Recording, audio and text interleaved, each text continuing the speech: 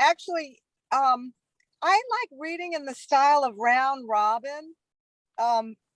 Lynn and Jaha, are you guys good for that? Yes. Because round robin is lovely. You get to really hear the ball bounce back and forth. Whatever you tell us, oh Queen.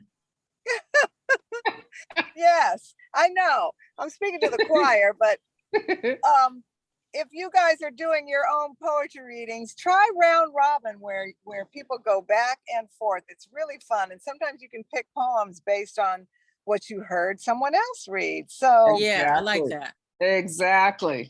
Yeah, so I'm gonna start with a tiny little poem, and it's called Say Her Name. I didn't really want to start with that, so let's not. Okay, so this is wonderful about poetry. This is just called Baton Lessons. I took 2 baton lessons and quit, leaving the metal rod next to the ice skates and bike I'd already abandoned for good. It wasn't until Leslie moved next door that I used it again. Leslie liked to talk shit, popping her gum in my face, splatting her slub on my neck. But one day I snapped, ran home and grabbed my baton, put on my pink tights, glitter top, walked back outside and whopped her right there on the sidewalk. I remember gripping it exactly the way I'd seen Willie Mays, then twirling it like in a parade. Mom made me apologize that time, dragging me down to their house, lecturing me about stones and sticks. But secretly, I was proud she'd got me those lessons. You never know what tricks come in handy. Thank you.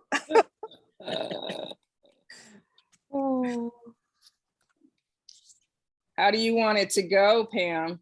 I think you should go next, Lynn, and then Jaha. All right. Since we're talking about mothers, I'll read this. A birth mother wears a costume her daughter will never fit in. Some thought the mother said taproot. Some thought that woman said resigned, but her daughter mouthed immaculately conceived. Some thought the mother said perdition. Some thought she said hocus pocus, while her daughter wrote parables, wrote charms. Some hoped the daughter would say, yes, honey, although they suspected that daughter said wishbone, knew she would deny everything, slipping into, out of. Some never understood the daughter's need to be alone, her fear of sorcery. They only knew her as braid of ginger and sea salt, as weightless darling and origami. Some have heard her bark and bark and bark. Some have heard her arrange a resistance. To you, Jaha. Love that, love that. Yes, yes, Lynn. So you can all hear me, right? I hear you great. Yeah. Okay, yeah, I'm still struggling to hear you. Okay. This poem is called Push. We learned to push love away through imitation. We saw early our fathers and brothers second us to their cars and gods. Our tenacious rhythm of articulating our womanist sensibilities through double Dutch chants and house play with candy cigarettes. But why did we have to choose a struggle? Be Black or be woman, like color and pussy don't connect. Be gay or be Christian, like love and religion ain't the same. Sex nasty or be wife, like legs wrapped so squeeze around my man's waist, say I ain't his queen. Hair nappy or bone straight, like how steady my comb stick, say whether I can fight a dog off my back. What do you know about where our lives intersect? Like we can't have faith and be afraid. Like we can't forgive and remember how dirty you played. Like we can't be devil afraid of our reflections and look into our eyes at the same time and know how magnificent we are. We are. That's Thank you. right. Fantastic. That's right. So I love that piece that Jaha, every time I hear it, it just makes me say, damn. Yeah. Which is a famous phrase at the world stage. Yes. And so that duality she was speaking about, it reminds you of this poem that I wrote called Inquire Within. You are the big boss I like to imitate. You walk across the room in smooth strides and hard shoes. You keep a tight ship, but I am working late. I am on the night shift, scribbling notes, licking envelopes and looking for clues. I am the last boot on the assembly line of Fat Paycheck Fridays. I am always on time, no intention of punching out yet. Will always be your third foot, your best tie, your large time clock god, where each click means more cash. There is no need to renegotiate. I carry my styrofoam cup like a porcelain mug. I take pride in my work, anticipate each task. I am no ass kiss, no fast talking, back rubbing tease, trying to sleaze my way up to the top. I don't have to hold my check for 2 weeks, wash your car on my break, shop for your wife, bend over your desk, watching ship after ship coming in, sending good jobs overseas. I am the paperclip grip to the invoice of life, trying to survive, trying to float between drought and high sea. I'm a good job, America. Remember me? Oh, yeah. Great, Pammy. Yes. Thank you. And I was thinking both with you and Jaha's poem about duality and how we see each other and others see us. And it made me think of this poem. But anyway, I am a woman. He knows that. Knows it the same way he knows no matter how hard he tries to define himself as spark plug or whiskey neat, I will come back in the late night, as I always do lately, to prove myself more than otherworldly, to prove that whether he tosses, you can't hold me, or cow patties in my path, I will grind all of it into the mute earth that has birthed him. Knowing doesn't make it any better, doesn't stop the veins in his body from madly twisting the way 100 spiders might twist upon themselves in a mirrored, haunted house. He knows about haunted, about the axis in constant rotation, the inconvenience. No matter how hard he tries, the vision of my mouth and aspect remains, my mourning and my survival. My mourning and my survival. The vision of my mouth and aspect remains, no matter how hard I try, despite the inconvenience, the axis in constant rotation. I know about haunted, as in mirrored haunted houses twisting upon themselves, madly twisting, the way 100 spiders might. The veins in my body, knowing doesn't make it any better. Into the mute earth that has birthed me, I grind all of it. Put you can't hold me and cow patties in the path wherever he tosses himself, to prove myself more than otherworldly, always and lately in the late night when I come back to define him as spark plug or whiskey neat, no matter how hard he tries. It's that way. I know that. Yes. Spark plug or whiskey meat. Yes. In 2013, Renisha McBride in the wee hours of the morning knocked on some man's door because she needed help. And instead of getting help, he shot her in the face. And one of the things that happens is when a Black body falls, is there's a countdown from 5 to 0 on how fast they're going to blame us for our own bodies falling. So this poem is for Renisha McBride. If I am shot in the face in the wee hours of the morning, my African and American brown freckled body dragged onto the table, will the doctor cut me open and see that I failed geometry in the 10th grade? Will she lift my guts and know I sexed a man in the backseat of a car? I never married the father of my son. Will I be a sinner? If she finds Merlot, weed brownies, and Trayvon stickers spilled down my blouse, will I be a cunt who deserved to be put out of her misery? If the doctor runs my credit score and finds my rating poor, will it justify my slit throat, my teeth gnashed and bloody jaws?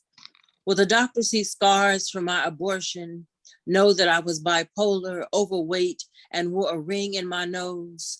What would she say about my penchant for cheese and bread in the middle of the night? Will she peruse my journals, my blogs, and find bad punctuation, words against the government?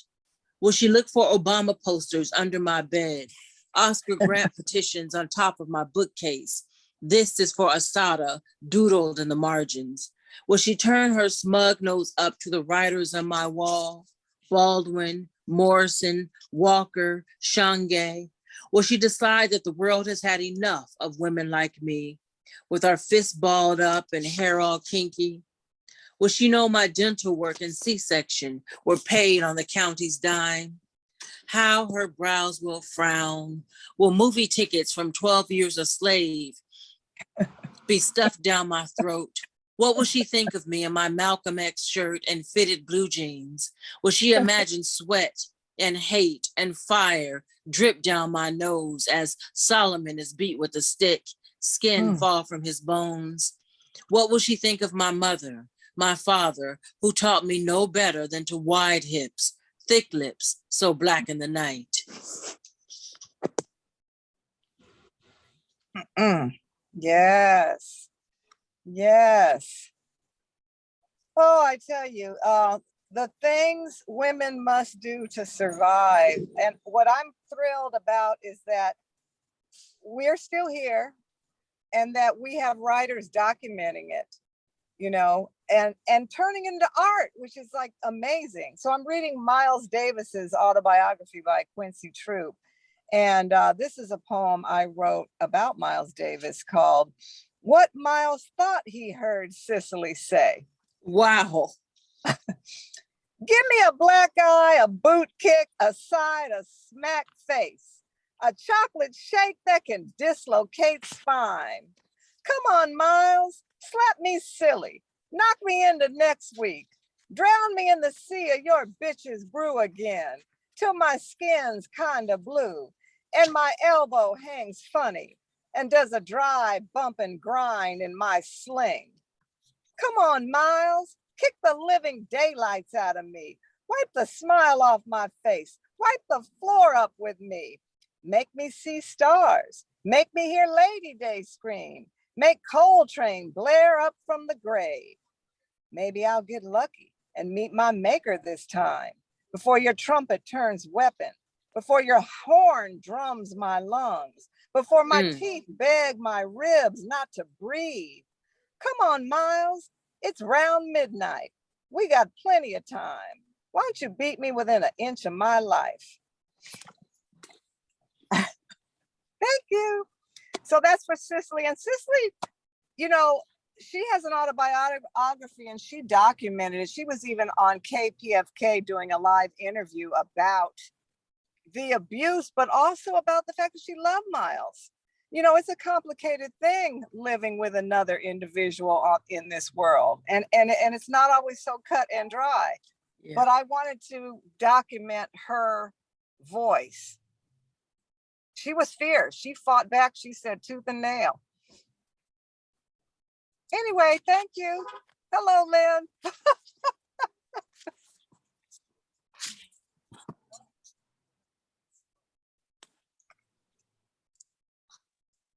Is Lynn there? I'm sorry. Is it you, Jaha? I think it's Lynn, but I'll go. No, I had the mute on because my phone was ringing. I'm sorry. I'm just no problem. Okay. Go ahead. All right. Okay. So what I was saying is, if other people aren't going to praise us, we need to praise ourselves. And I was thinking about that as you were reading that poem, that amazing poem, and wanted to share this. Praise the undeniable Black woman.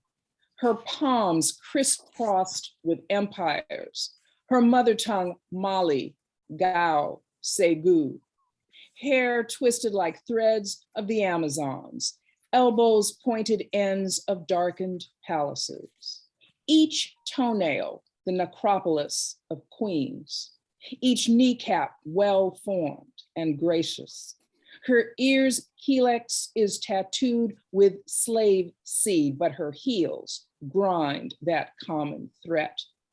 In each armpit, there be venerable cities, and like a panther, her nose protects them. Amidst her eyelashes, a rain of years stretches across the long jumps of sand. Her ass is the Seychelles archipelagos. Her smile arcs gloriously for all time. Whoa. Yes, yes. Put it down. Put it down. Put it Gotta down. praise ourselves if nobody else does it. Well, in the vein of praising ourselves, I am a necessary, a remember, a lily, a forgive. I am a healing, a bold, a remix, a shy, a plenty. You see these fingers. You know the spells that they cast. You know my motherfucking name. The syllables in each whisper, where the power rolls off your tongue. You know. I am a strong, a work overtime. I am a thick. You know how I woman. You can tell. I am a bend, a reach, a stretch so far to the clouds. I am a nap, a sleep so good like heaven, like rent paid, like water to a wet, a love so dripping you have to be grown enough for all this heat. I am a morning, a sun. I am the earth reconnecting itself to God. Yes, you are. Yes, you are. Yes, you are. Yes, you are.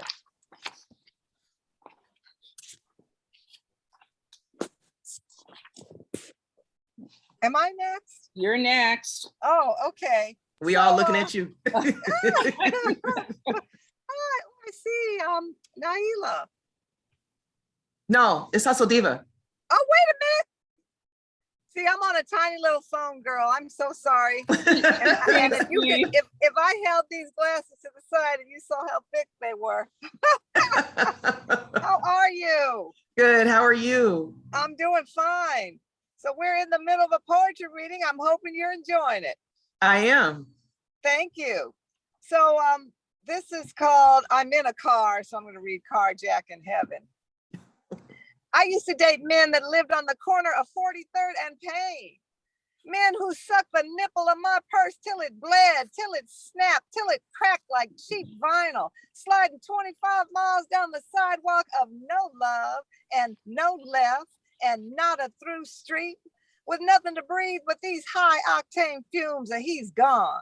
But see, that was yesterday's blues. Before you passed through, you who drove me all the way to the intersection of Suck My Toes, past the dope man's grin, a bebop cat, an acrobat who sprang from the kitchen of come right in and help yourself.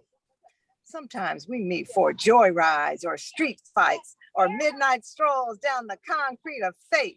But lately it's been Mercury or meteors or satellites taking me higher than Sly did or Bird does or Snoop's juice and gin. And men wonder why my back seats are so plush, why I always run smooth, why I groove, why I step with this sway. I say, hey, I'm a road on a cool summer's eve and all of my asphalt's been paved. Oh my Well, God. They tripping out here by the window. I'm gonna roll that up. Yes, you did. Yes, you did. Well, you know, when Miss Pam brings the heat, you got to try to see if you can find something to match the heat. So I never thought I'd read this in public, but I did the other day and people seem to like it. So I think this is a crowd to read it for. It's called Among Peaches. I Go don't. ahead and throw those panties in the street, Lynn. What panties? Okay, never mind. Okay, among peaches. I don't care that I'm old. I still want to fuck, and I don't mean some old lady make love as though I need a doily to perch my ass on. Oh, I want to fuck with Yes. fury and sweat rolling down the legs of us both, the mixture and emolument for brittle bones. And if my love dog is as old as I am, I don't want him to show it or to complain or to say we have to wait for the Viagra to kick in for desire to erect his nipples. I want him to be struck by a sudden urge if I haven't been struck first. Then take me in the stock room of Pavilion's Market. I want to be so surprised that when I reach out, I bring down a whole crate of peaches. I want to bite his lip to keep him from screaming his pleasure upon seeing my salt and pepper nest.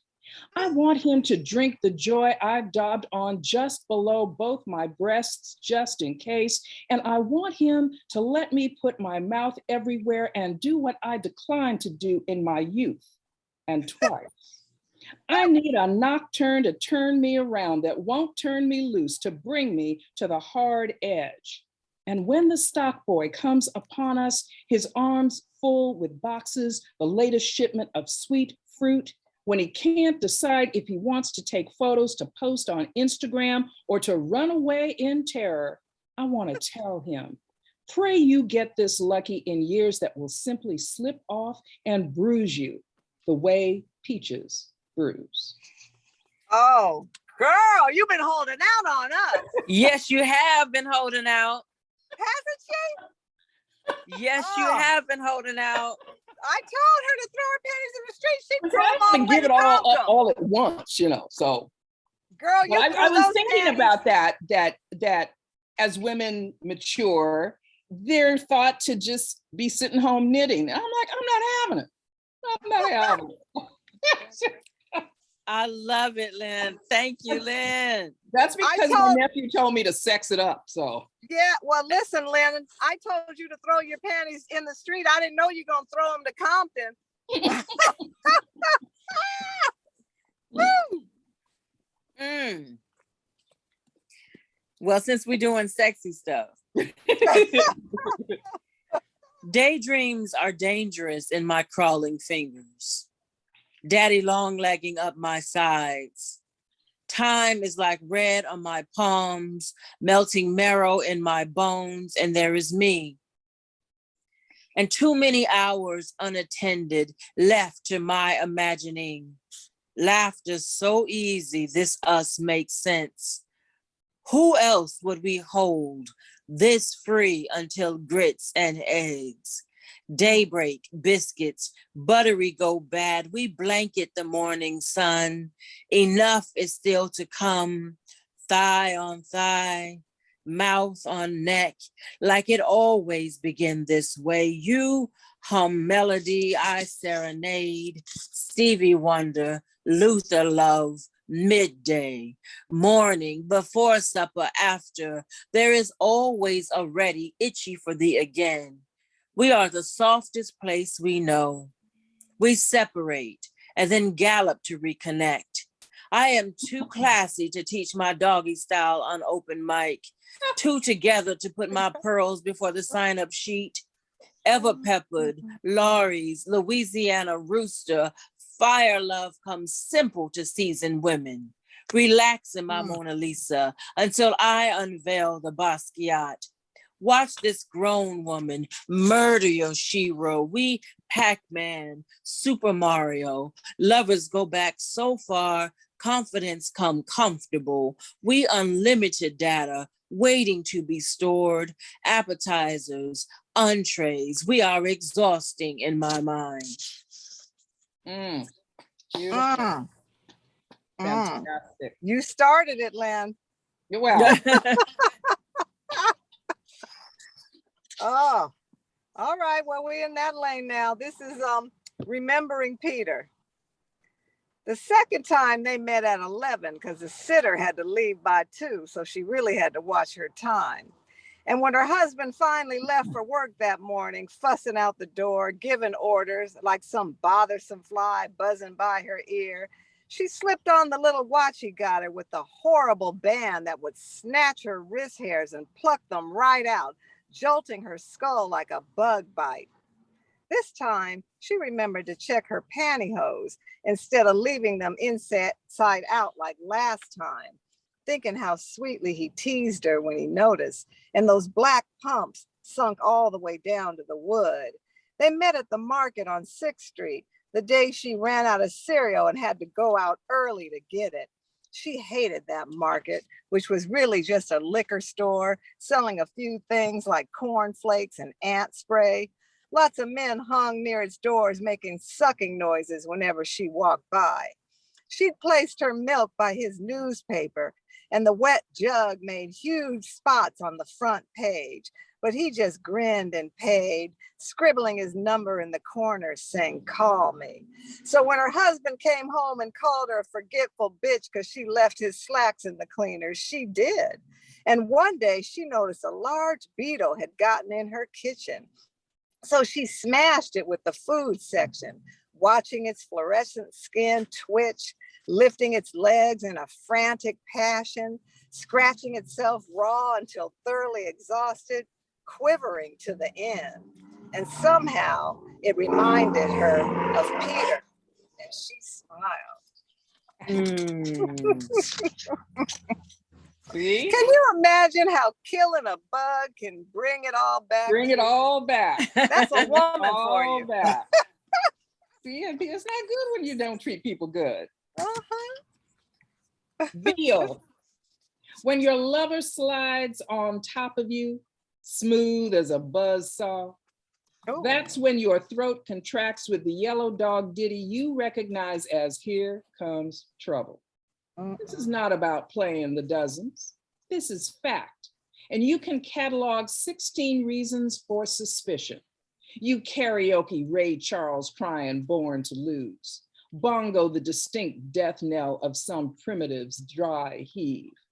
This is the time to waylay your lover's monosyllabics, to see he's only the burnt residue of a cockadoodle duh. And trust this, even the cocks will sympathize, knowing all the days after will leave you with nothing but Pinot Get Real and poetry workshops. This is life, Geechee girl, being picked over like black market veal. The cosmos is determined to deep fry you until you turn up leather. You won't rise like a phoenix because day never follows a cataclysm, and you're just like Lena Horne without a room in Alabama, 1935. So pass on the blind man's bluff. Start pruning the stale meat blues. Oh, Lena Horne without a room in Alabama. Yes. Oh, You know that's bad. oh, that's such a great reference. I'm telling you. Well, when you started talking about Miss Cicely, I thought, let me talk about Miss Lena for a minute. I know. Yes, yes. That was Isn't it your I turn, see Jaha? you. It's Jaha, yeah. Yes. Somebody bring me a river. Bring me an ocean, a lake, some water I can walk into and clean myself and only come out if I want to. Somebody tell me what you know about carrying this kind of weight. Not these hips, these thighs. I'm talking about this skin, this black, this woman. Tell me how you feel when you see this body done wrong. Somebody bring me a hole to crawl into, one that's made just for me, where I can use it when holding my stress and yours too get to be too much for me. Where's somebody at?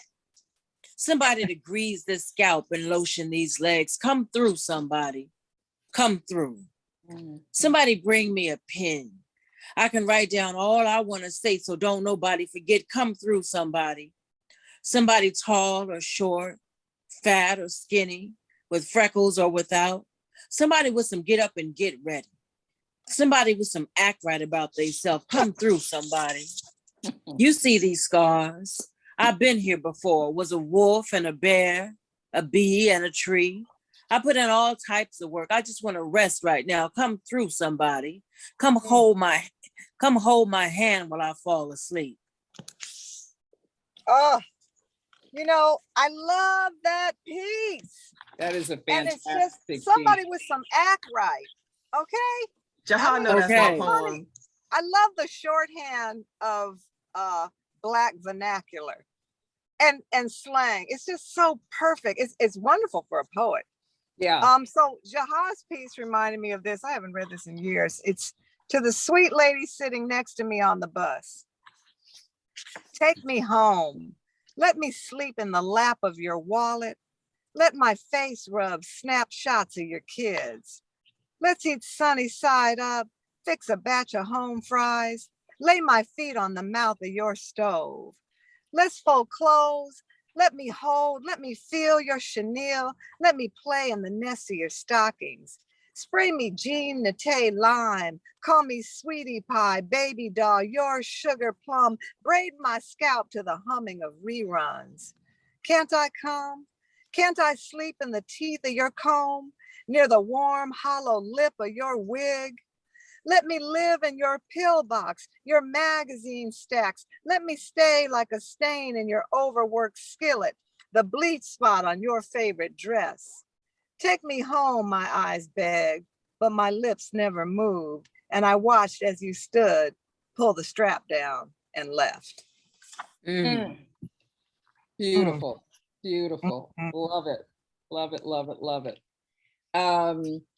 I love that we're on this.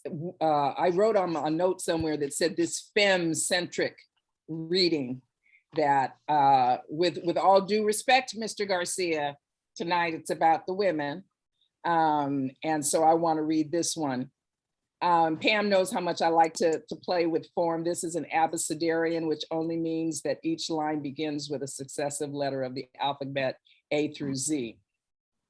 A confluence of women, and always the sense we've assembled ourselves as barmaids or burdens of proof, courtesans or drama in the style of all's well that ends, as long as it doesn't end in fine print. You might suspect us ordinary as gabardine, and of course, you're right, hell-bent as we are and irked at our own recidivism. We Jezebels on the loose, both kenophobes and kerosene.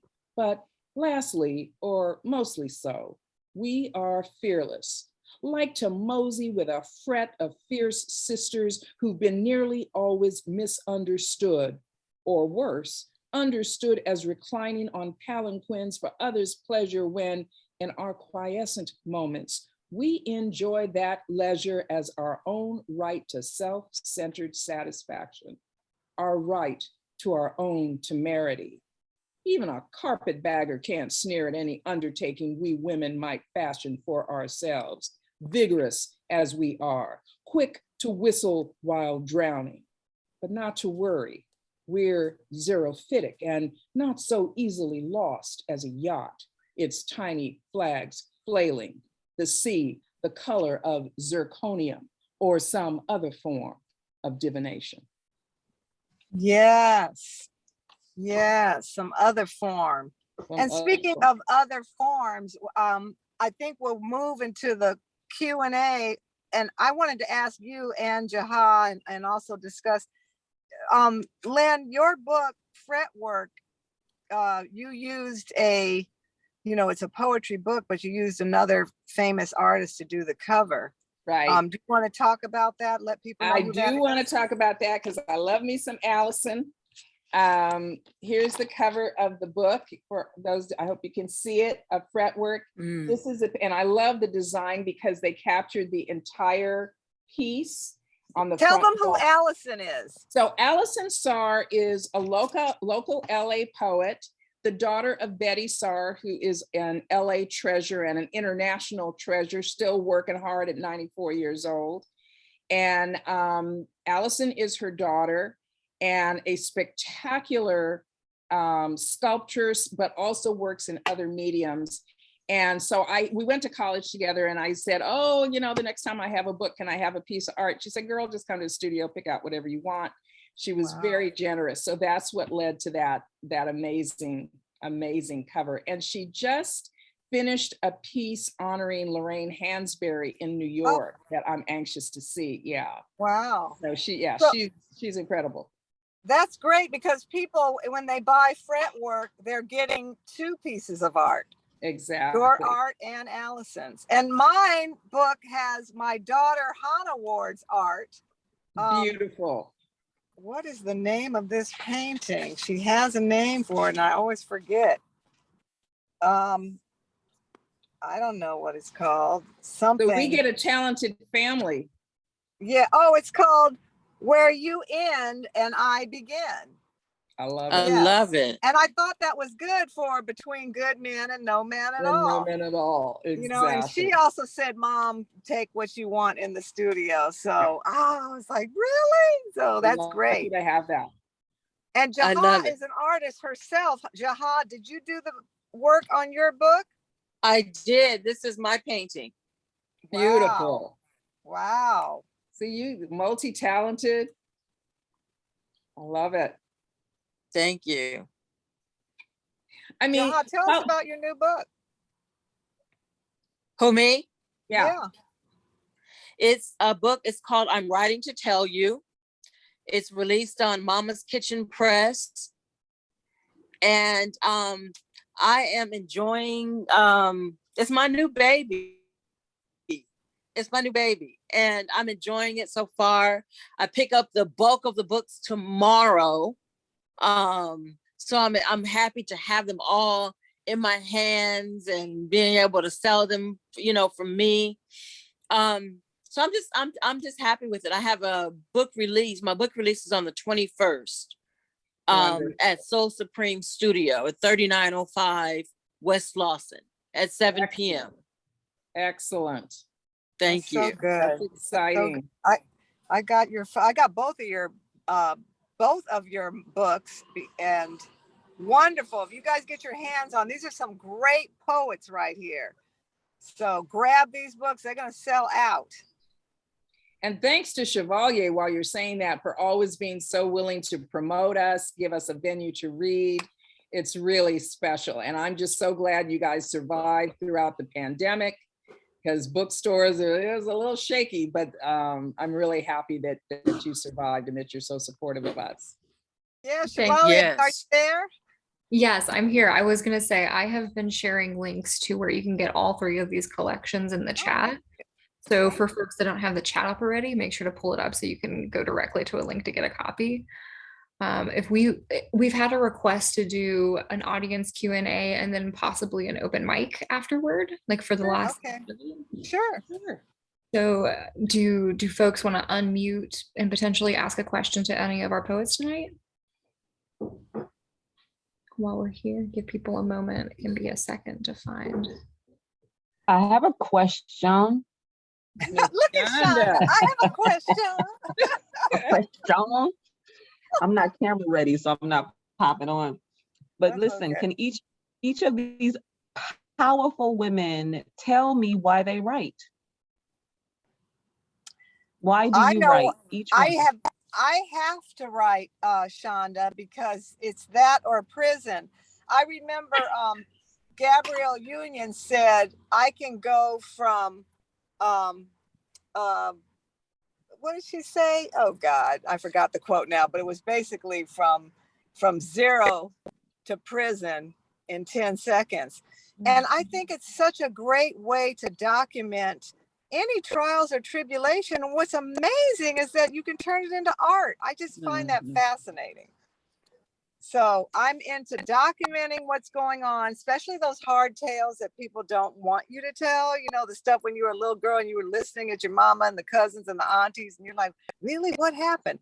I want to hear that kind of stuff because it's the truth. It might not be good, but it did happen. Exactly. And it's important to save those stories, for the generations that come behind. That's one of my motivations, is to leave little breadcrumbs for my nieces and nephews. I write a lot about my family coming from the islands, the West Indies, and, you know, the little ones will never really know, not in any way know my parents. And so I want to kind of leave some breadcrumbs about that part of their culture, but also, like Pam said, about what's going on both on a macro scale and a micro scale as well. And I mean, the easy answer for me is I write because I can't help it. It's like, you know, scratching an itch. Got to do it. Got to do it. I am sure I came to this lifetime to write. I've always identified as a writer since I can remember, kept a journal since I can remember. And right now, I guess the older I get, I may not know my great-grandchildren. And I want them to know a piece of me. I want them to have a piece of me and how I thought, not just my great-grandchildren, but that generation. Right. I want them to know, like, what was going on for, you know, what it was like for a Black woman, single mother, LA resident, what was it like? And so that's the reason why I do. Absolutely. And for those that don't know, if you ever hear Jaha, she is like an internal compass to the psyche of a Black woman. And not only that, she's a documentarian because she's always taking pictures. She's always documenting the experience everywhere she goes. So it's, I mean, they need to do a documentary on your documents. Exactly. Exactly right. Any other questions from the crowd? Oh, look, Chevalier said that. Yeah, I was going to say, while other people are thinking of their questions, Jaha, I found the RSVP for your, sorry, my voice is so low. I found the RSVP for your book release, and it is in the chat right now. So if folks want to okay, thank you. At Soul City Studio, the link for it's also there. Did you want to say anything about Chevalier's bookstore? Oh, I mean, people know us. No, they don't. We're LA's oldest independent bookstore, and we love to host both virtual and in-store events, and to bring it. We do a lot of poetry events too, which is lovely. Like, I feel like a lot of other bookstores in LA that are like these larger ones don't do poetry events, so we're really delighted to have you. Oh, and our YouTube channel has all of our talks recorded too. So if you haven't been to some of our other talks, we record those. Good. But yeah, thank you. Do we want to does anybody have any other questions? Speak now. If you're unable to unmute yourself, you can always put it in the chat and I can say it out loud for you. And maybe in the meantime, if we want to do a little bit of an open mic night, if you have a poem that kind of connected to any of the themes that we've been hitting on tonight, you are very welcome to unmute and speak. Don't be shy. Oh, do we type our name in the chat, or? Go ahead and read, girl. You've been here first. You're here. So go for it. I heard so many good things tonight, and I was looking in my book, and I was like, oh, I want to read that because she read that. I want to read that because she read that. So my name is Hustle Diva. As you can see, my name is Charlene E. Green, but my artist name is Hustle Diva. And Pam knows me and Jaha knows me. So for anybody else that doesn't know me, I too came to this world to write. Been writing since I was a child, and I write a lot of different things, but poetry is probably my favorite thing. And she's a novelist. I am. Thank you for that, Pam. I am going to read from my latest book, which is called You Better Write. And it came out in 2019. And actually, just today, I thought, you know what, now that things are opening up again, I think I'm going to have a proper birthing for this book, because there are people that don't know it exists because the pandemic happened and then everything shut down. And so it's like 3 years old, but really it's just still new. So I'm going to have something for this. But I'm going to read this piece called Teeth. True story. I've been using my teeth to do more than eat for a long time. Truth is, I do bite. I've been known to escape from behind my gate of civility, sink my fangs into people's feelings, and leave more than flesh wounds. I've hurt many with my quick draw McGraw tongue, used to blast folks without thinking, caring, because I felt like saying what I wanted. And if you had a problem with it, so what? Used to say things to distress people on purpose. Sometimes it was an accident. I spoke when my emotions were raw, made people cry. A family member disowned me for 4 years after I verbally ripped out her jugular. Came unhinged in my mother's peaceful home right in front of her one day when I released my unfiltered Leo on a disrespectful ex-boyfriend and let the savage lion living in the back of my throat mangle his face through the phone. Scared her speechless. She had never seen a tornado until that day when it whirled from my lips for 5 minutes and blew her roof off. She tried to stifle my storm, but was too verklempt to fully interrupt me. I was sorry I scared her.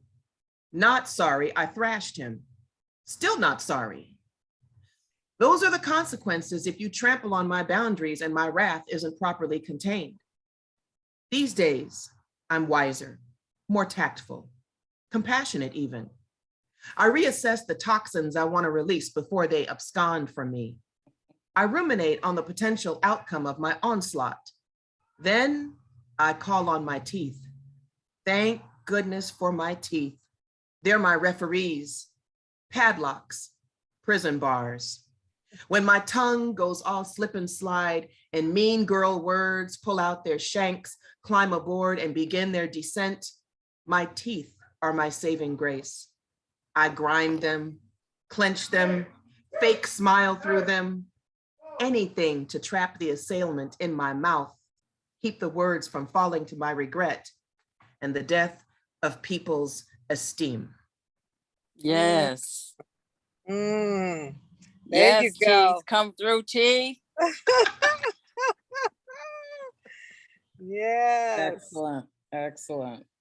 Oh, man. Anyone else?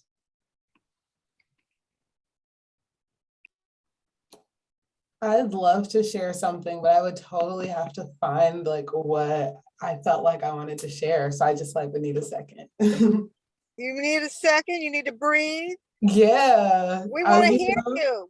We're encouraging you. Thank you. I'm excited here. Let me pull something up and I'm gonna share. Alright. I'm excited. Oh, you turned on your, oh, there you go. There you go. Also, hi, everybody.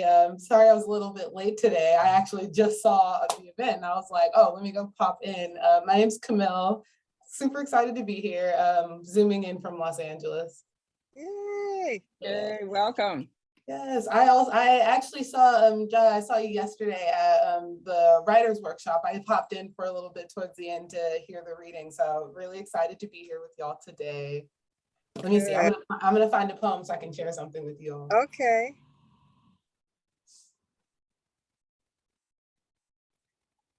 In the meantime, while she's looking for a poem,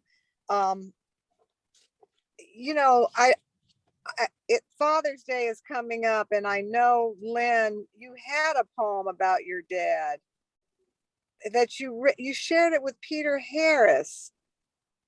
Oh, yeah, the one he liked so much. Yeah. Ambition. Yeah. You want me to read it? I do. Why don't you read it? And it's so funny that he asked me to read this because it means a lot to me, but I kind of thought of it as maybe a throwaway, and he said, oh no. Anyway. Oh, no, it's not. This is it. And it's true, so. Ambition. He'd longed to savor the rivers of the grenadines in his mouth, another taste of fancy, taste of moss and green lizard, to smell the balm of honeybees, Apis mellifera, in their rookery of parallel cones. But two mad boys, much too ambitious to be men, set upon my father as he entered the night school's John. These rowdies battered him on the most complex curve of his head, then made off with his children's allowance. This attack on a part-time teacher didn't make the 10 o'clock news, and Daddy's hospital stay was brief. When he came home, Mother prepared his favorites: roast lamb with red potatoes and thyme, almond dressed green beans, sweet cakes pearled with lemon, and left over all he would never again taste or smell. He ate nothing but air at all our meals after. Mm. And I Wow. mean, whenever I think about that, to live probably another 25 years with virtually no sense of taste or smell, Mm. you would say, what's the point of eating? I can't taste anything. And everything you listed sounded and tastes like I could smell it and taste it. Exactly. It was And great. that was kind of the point, is that all those things, I mean, he would put like a half a cup of sugar in tea to try to get a little bit of taste out of it. So, Wow. Mm, mm, mm. not good. You know, I want to make sure people know that Lynne Thompson is the Los Angeles Poet Laureate, and Thank we you, Pam. are blessed to have her representing us, and she's done such a Yes. great job. Thank you, Pammy.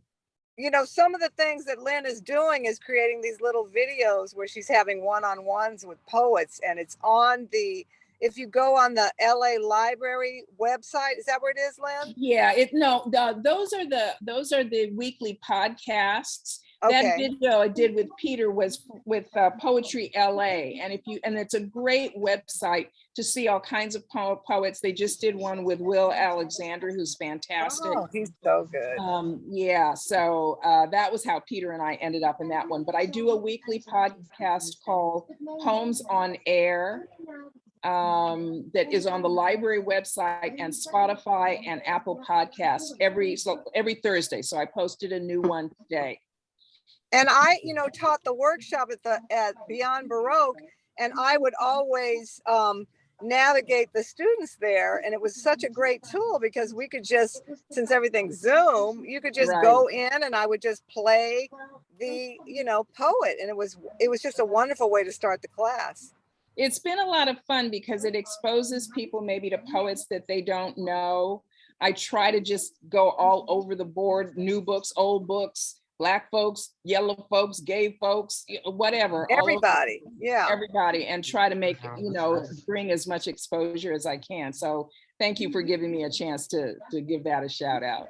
And for everybody that doesn't know, Cyan is posting these things in the chat. So she just put Lynn's info about that, in the chat. You guys go on there and copy it. Thank you, girl. You're on the job. I'm on the job, baby. I'm very on fast. the job. And there's so many wonderful poets out there.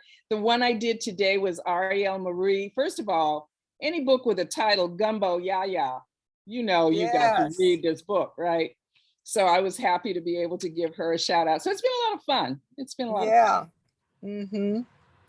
Now, is our little guest poet ready to read? Yes, she is. Let's hear it.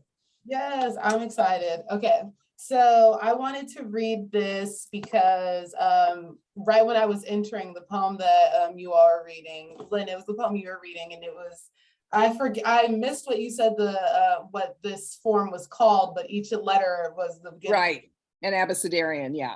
Abecedarian, yes. So I wanted to read this one. This is also something of me trying to write in form. I usually write a lot in freestyle, but this was a form exercise I did. This is a sestina that I wrote. So I'm gonna just get into it. It's called Remaining Soft.